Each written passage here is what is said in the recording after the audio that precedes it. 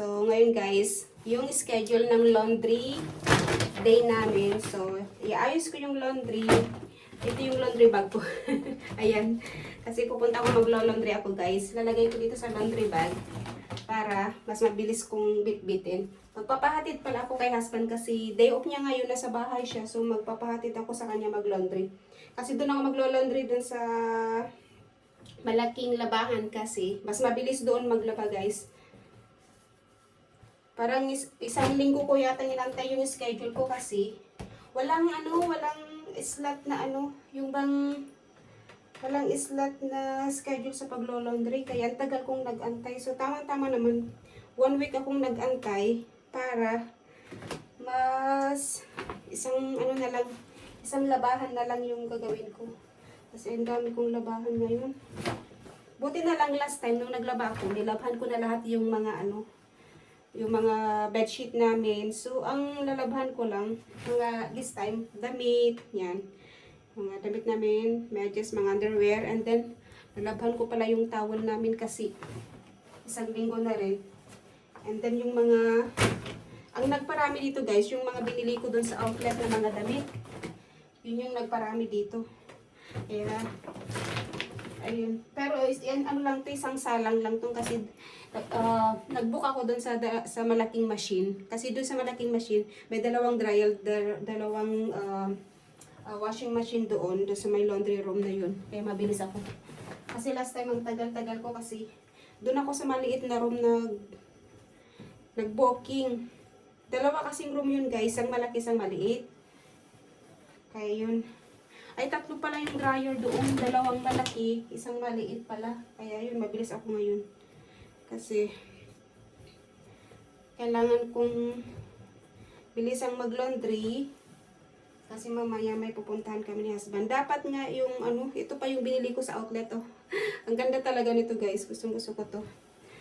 Dapat nga magsisimba kami ngayon. Kasi nakita ko dun sa schedule na merong misa dito sa amin. May misa dito sa amin, sa church. Parang celebration nila ngayon. Parang first autumn yata na celebration nila yan. Kaya lang, yun nga, na-timing naman na meron akong laundry schedule. Kaya sabi ko, husband, hindi tayo makakapunta kasi meron tayong laundry schedule. So, sayang. First time ko pa naman sanang maka-attend ng misa nila dito sa kila husband. Kaya lang wala. Hindi ako makapunta kasi nga may laundry. Tapos maganda sana guys kasi day off din niya. Kaya lang yun nga. Hindi ako makapunta kasi maglalaba ako. So ito yung laundry basket namin. Hindi ko ito dadalhin nun kasi mahirap bitbitin. So ang ginagawa ko guys, meron kaming laundry bag ito. Yan. Mas mabilis kasi magpahatid ako dun sa asawa ko maglaba. So ready na yung ating laundry. Diyan ready na rin yung sabon. Tsaka yung yung softener na gagamitin ko. Kaya, ready to go na guys. Try the tomato. Like that.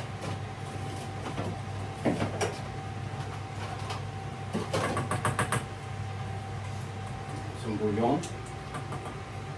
What's it, bouillon? Chicken bouillon. Chicken cubes. Bouillon. Only? Yeah. Okay. It's not too much. Not too much ba? No.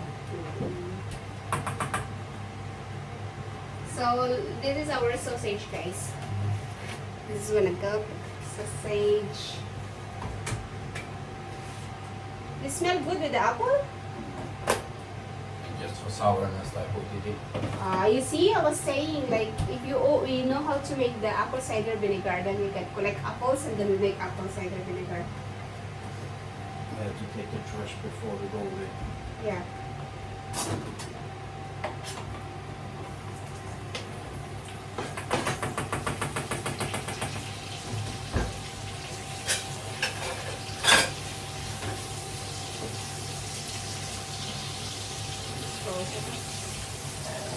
Yeah, it's been frozen. Yeah, it's all burns a little. Yeah. Listen to mix them. Yeah. So, yan guys. Kala ko siya magluto, tapos end up ako na yung nagluto. So, ano na lang to? Tapusin ko na lang to and then magpapahatid na ako mag-laundry. Yeah, you gonna drop it to the laundry, yeah? Yes. I'll fry this in the room. Yeah. Say hi. Say good morning. Good morning. Good morning. Good morning.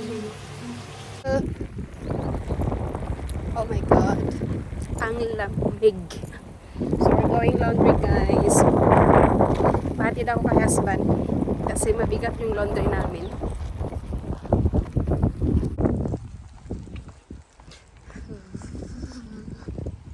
Yan siya. Isang bag yung aking laundry. Mabilis lang ako ngayon. Ay, ang lamig. Lamig guys, mahangin pa. Super hangin. So, dyan ako maglo-laundry. Yan. Sa white na bahay na yan, dyan ako maglo-laundry. So, dalawang room yan guys. Malaki isa. At saka isang maliit na laundry room. So, yan. Ang hangin talaga. Oh. Super hangin. Talaga naman. So, dito na kami.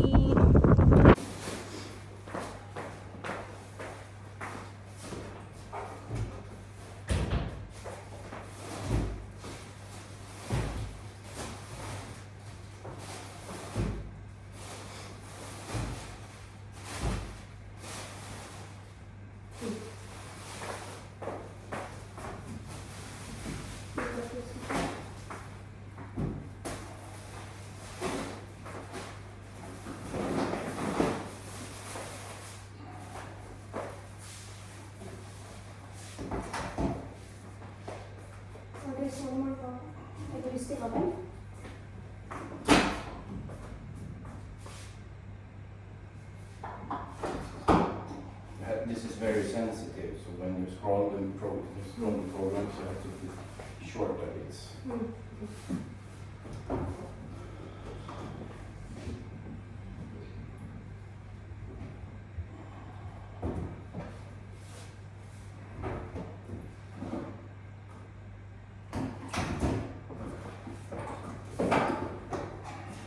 I started, okay? Yeah.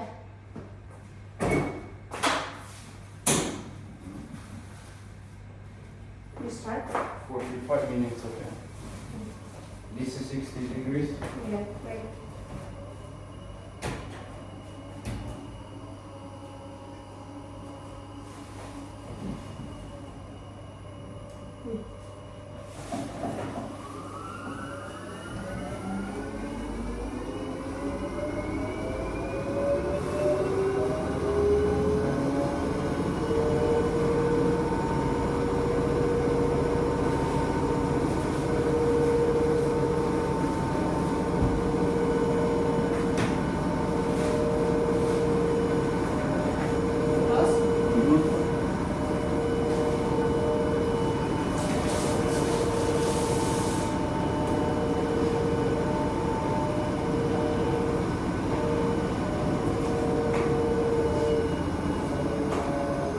Should be back.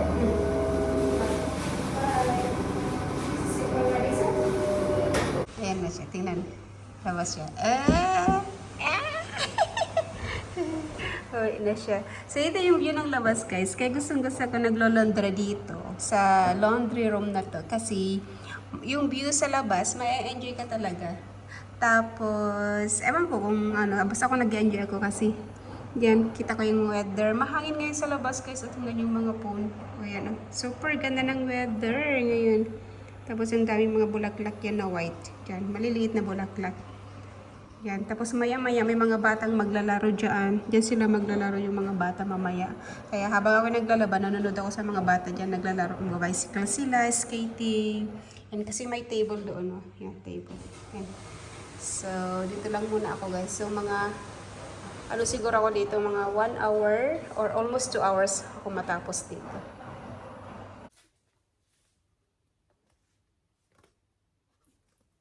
So, yun na guys. Dito na kami sa bahay.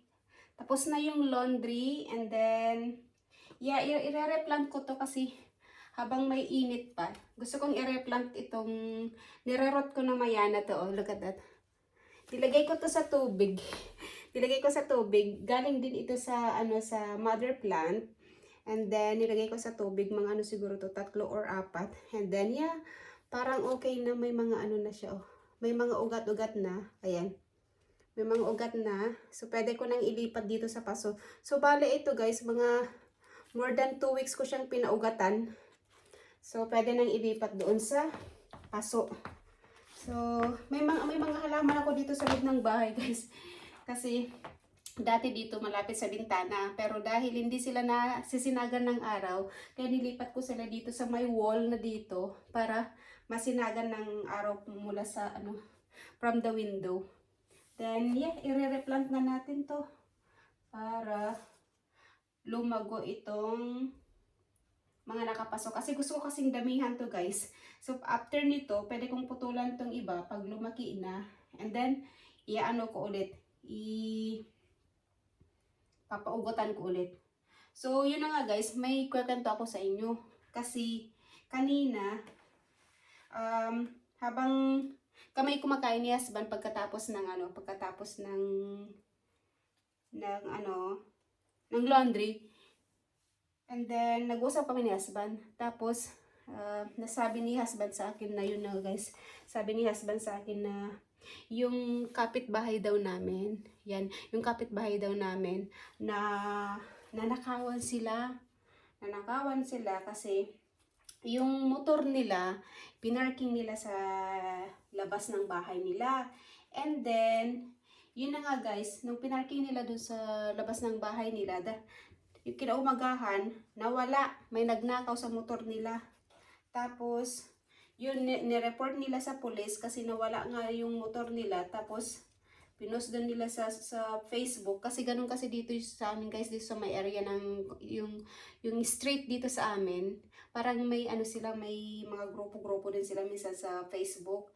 So, pinost nila doon. Tapos, sinabi nila na yun nga, kung may nakakita daw doon sa motor nila kasi nga nawawala daw. So, bale, dalawang motor yung nawala guys. So, dalawang bahay yung ninakawan nila ng motor. And then, is yung isa na motor na ninakaw nila guys, malaki talaga yung parang big bike talaga na malaki, ang ganda-ganda. And then, hindi lang yun guys. So, bali 3 bahay pala yun. Bali 3 bahay yun. Yung dalawa, ninakawan ng motor. Tapos yung isa naman, yung pinasok nila yung storage room nila. So, nagnakaw sila. So, kaya sabi ko lang, nakakatakot pala dito. Kaya pala, sabi ni husband sa akin, sa tuwing lumalabas ako, lagi niyang sinasabi sa akin na make sure na nakalak yung bahay. Hindi ko alam na ganun pala yung ano dito. May mga nagnanakaw din pala dito guys. Nakakatakot. Tapos pag natutulog kami, sinasabi na husband na double check the door. Kasi nga alam pala niya yung mga ganung estilo dito na may mga nagnanakaw din ng mga gamit, may mga pumapasok sa bahay. So, kaya natatakot talaga ako guys. Kaya pag lumalabas ako na ako lang talagang, pag nilak ko yung pinto ng bahay, kahit nakalak na, talagang iano ko pa to make sure talaga na nakalak yung pinto namin talaga. Kasi nga dahil sa nangyari na yun, nakakaano talaga. So, hindi ko alam kung anong mangyayari kung mahanap nila yung motor na nawala. Dalawa yun guys, 2 bahay na nawala ng motor. And then same day yun guys, parehas same day, grabe. And then yung nilooban yung storage room nila. Kaya yun nga, naalarma yung dito sa amin guys, naalarma yung mga tao dito kasi hindi nila na-expect na may mangyayaring ganun kasi parang first time yata na ngayon na ang ninakaw nila motor. Usually daw yung iba, yung parang pumapasok lang sa bahay, pero this time motor, 2 motor pa. So, nakakatakot talaga guys. Kaya sabi ko kay husband, nakakatakot, baka hindi lang motor ang nanakawin nila susunod, baka sasakyan na. Kaya sabi ni husband, may mga ganun talaga dito yung mga loko-loko, yung mga, usually daw yung mga gumagawa ng ganun, yung mga teenagers. Ayan, yung mga teenagers daw, yung mga kabataan, yung gumagawa ng mga ganung kalukuhan. Yun ang sabi ng asawa ko. So, and guys, i-replant ko lang to para madiligan ko na habang may araw pa. At least masinagan pa ng araw pag i-replant ko. So, yun lang guys. That's it for the vlog for today. Salamat sa panonood and salamat sa aking mga bagong subscriber pala guys. So, salamat sa mga bagong subscriber at sa mga laging nanonood ng aking vlog. So, see you in my next vlog guys. God bless everyone. Bye-bye!